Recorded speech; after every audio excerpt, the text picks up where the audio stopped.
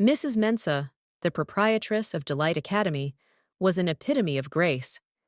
Delight Academy is a prestigious boarding school known for its high academic standards, discipline, and reputation over the 2 decades of its operation. Parents sent their children to Mrs. Mensah, confident that they were in safe hands. Mrs. Mensah's gentle, elegant, and nurturing nature made her attract the wealthiest parents in Nigeria. Over the years, many graduates from Delight have become big names in the country, and they have a strong alumni association that donates heavily for the smooth running of the school. But behind all the years of well-maintained facade and the good reputation surrounding Delight College, there is a dark secret no one knows about. Mrs. Mensah ran a secret empire in a secluded area of the school. Before Delight was established, Mrs. Mensah was a poor widow who had a small school. After receiving her share of her husband's properties, she wanted to give her children the best life. So, she started looking for the best business to invest her money, with great returns that will help her live the kind of life she desired. But every opportunity she's explored always comes with an obstacle or different challenges. The fact is, Mrs. Mensah wants to become wealthy, but she doesn't want to wait for too long to achieve this. The school business wasn't bringing in the kind of money she wanted. So, she began to ask the people around her for business ideas. While meeting with people to suggest business ideas for her, an old friend, Abby, suggested that she expand her school and make it a boarding school. At first, Mrs. Mensah refused, knowing fully well that it would require a lot of capital, and she would be left with almost nothing after building a boarding school. What happens if I don't get students for the boarding school? Or if the school doesn't grow like I wanted? Mrs. Mensah asked her friend, Abby. He laughed hard, mocking her naivety. He sipped from the cup of wine before him, before he explained his plan to Mrs. Mensah. I know that owning a school comes with a huge cost, but you already have the experience on how to run a successful school business. We will build the school for you because it will be a great way to run our drug business without getting caught. The idea is that you run the school, and we use the students to push the drugs. We will be using the boarders alone since they only go home after the end of the school term. In return, we will send the kids outside the country after their studies. As long as we keep our end of the bargain, I believe we shouldn't have any problem. Mrs. Mensah jumped at the offer. She believed it was a brilliant idea. But what happens when the students get caught? Mrs. Mensah asked after a while. Well, you shouldn't worry about that. I have people in high places who will help prevent that. Mrs. Mensah was relieved, knowing that she won't have to do all the dirty jobs. All she has to do is bring kids to the school, and every other thing would work out fine. As she laid on her bed later that night, she imagined how far she'd go with the amount of money her friend Abby told her she'd be making at every transaction. Moreover, what better cover than a boarding school? After all, they would have all the time to brainwash the students and sweet-talk them into doing what they want without informing their parents. Mensah had perfected the system over the years. She would pick students who were poor or desperate and take them on trips outside the country every year. During these trips, the kids would swallow the pills before they leave and excrete it when they get to their locations. In exchange, they would be taken on expensive shopping sprees and have the kind of fun they never imagined. These students are often picked at random. If she also notices that a parent has no time for their child, she would make that child believe that the parents do not value them. Mrs. Mensah is very manipulative. She has her ways with words and knows exactly what to say to gain a child's trust. So, she was able to coerce as many students as possible for many years without anyone raising an eyebrow. She targeted those who needed someone to believe in them and make them feel special. She offered them gifts, attention, and a sense of belonging that they couldn't find elsewhere. Soon enough, they were part of her operation, smuggling drugs and bringing in new recruits from other schools. The students were smart, well-behaved, and invisible to suspicion. Their parents suspected nothing, as they were always told that their children were on trips or extracurricular adventures. Mrs. Mensah's empire kept expanding, and as far as she was concerned, everything was under control. While at it, she kept her children far away from the country. Mensah's two children, Jade and Nathan, had been sent overseas years ago for their education, far from her dark dealings. She told herself that her children were special and they could never be touched by the life she had chosen. Even though they were beyond her reach, she believed it was for the best. However, as the years passed, Jade began to get lonely and began to miss the motherly love she so much desired. She became rebellious and wild, knowing that her mother's strictness would only end on a video call since she hardly visited them. With time, she had fallen in with the wrong crowd. Drugs, parties, and reckless behavior became her norm, and eventually, her university had had enough. She was expelled and deported back to her home country, Nigeria. But Jade couldn't bear to face her mother's inevitable disappointment. Instead of returning to the family mansion, she disappeared into the underbelly of the city, using fake names, frequenting underground parties, and continuing her dangerous lifestyle. She had no idea her mother's dark empire was lurking just beneath the surface of the life she was living. One night, Jade attended a wild party in a small clubhouse in a secluded area on the island. She mingled with a group of mysterious girls who seemed to have connections to something big. They whispered about trips to exotic places, easy money, and wild parties. One of them, a girl named Amina, took a special interest in Jade. Sensing her reckless hunger for new adventures, Amina invited Jade to a secret meeting. Jade was intrigued. She followed Amina and the others into the back room of the club where they met a woman. Jade was introduced to her, and she liked her already because of her experience as a drug user. Moreover, she's the kind of girl they want for operations like this. They do not want naive girls who would give them problems. The woman, known as the boss, is the right-hand woman for Mrs. Mensah. She is the face all the students know, and only a few people know that Mrs. Mensah is the major sponsor of all their operations. A few days later, the boss invited Jade and the girls. She gave them instructions for a drug smuggling operation. Jade didn't care about the risks. She was in. She was given a new identity and a new name. She became known as the Blackbird. And together with the other girls, she began to transport drugs across borders for an organization she didn't fully understand. Meanwhile, Mrs. Mensah remained unaware of her daughter's return to the country. She was preoccupied with expanding her operations, overseeing the recruitment of students from other schools for drug pushing, while keeping all her tracks covered. She was careful, as always, never to let her true identity slip in her dealings. To her students, she was their beloved headmistress. To the criminals she worked with, she was simply known only as the widow. For months, everything seemed to be working perfectly, or so she thought, until something happened.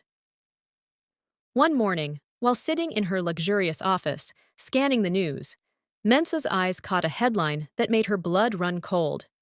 Major drug burst, local students arrested in airport smuggling ring. The article detailed the arrest of several young women at the airport, students from Delight Academy, caught smuggling large quantities of narcotics. Among the arrested was Jade. Mensah's heart stopped. The name was too familiar. It couldn't be. Could it? Frantically, she read the article for more details, and then she saw it. One of the arrested students had given a statement, mentioning that she was Jade Mensah, and she was a high-ranking member of their operation. Mrs. Mensah's hands trembled as she pieced it together. Her own daughter, Jade, had somehow been pulled into her very world, the world she had built to stay far away from her children. For the first time in years, Miss Mensah felt powerless. She had insulated herself from exposure so carefully, believing her own flesh and blood could never touch the life she led.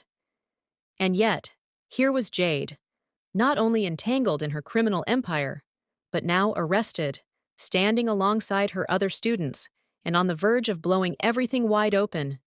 Desperation clawed at her. She had to act quickly. Her empire could be brought down with a single confession. She reached out to her underworld contacts, trying to orchestrate Jade's release without revealing her own identity. But the situation got tougher with each passing day. The police were investigating deeper, and there were whispers that Jade and the other students were being interrogated. With time, someone was bound to break under the pressure, and if they did, all roads would lead back to Mrs. Mensah. Mrs. Mensah was faced with an impossible choice.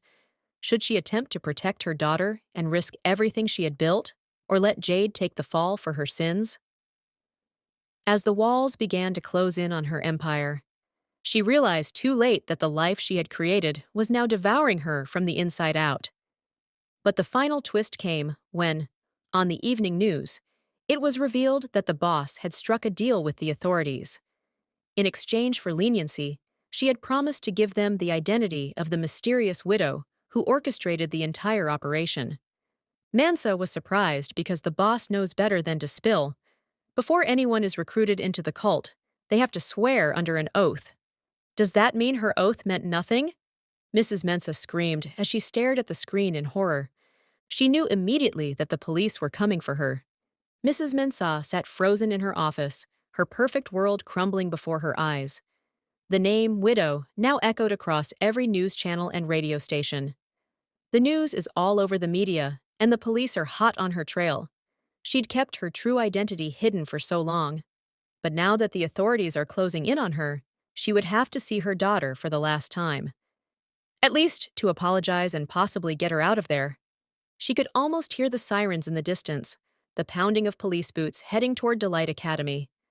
Her empire, her pristine school, her power, all of it was crumbling. Mrs. Mensah's mind raced, but her usual precision and control were slipping. Jade, her daughter, had disappointed her, likely without even knowing the full extent of what she had done. Who would be there for her younger sister?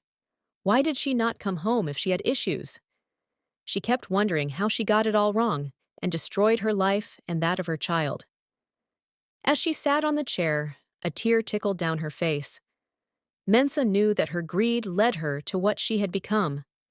She hadn't always been this way until the death of her husband. She once had dreams of running an honest school business and building a future for students who came from all walks of life. But the world hadn't been kind to her. If she had not listened to her friend, Abby, when she lost her husband, she would still have her old school, even though it was crumbling under financial pressure.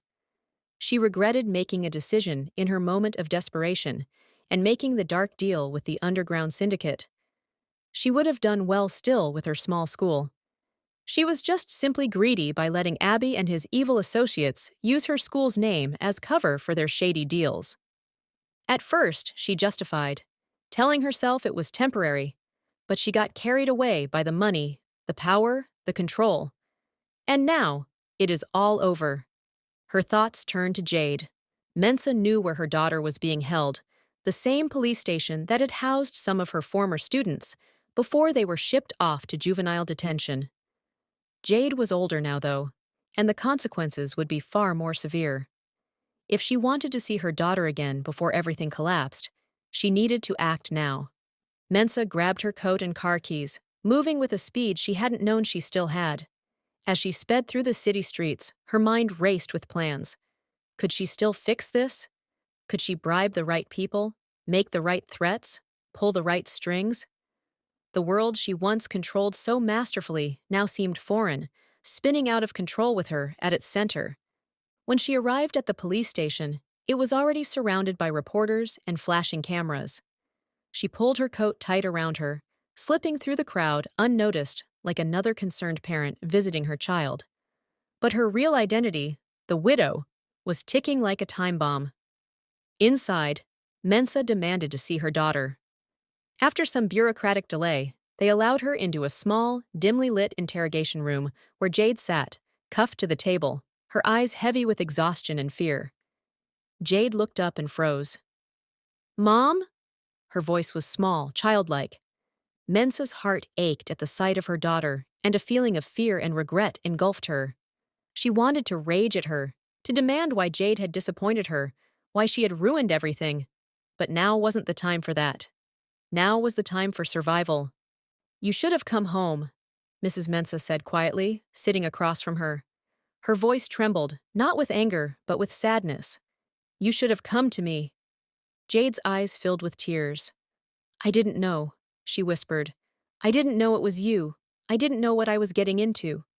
Mensah took a deep breath, steeling herself. It's too late now, Jade. The moment you joined them, you destroyed everything. You understand that, don't you?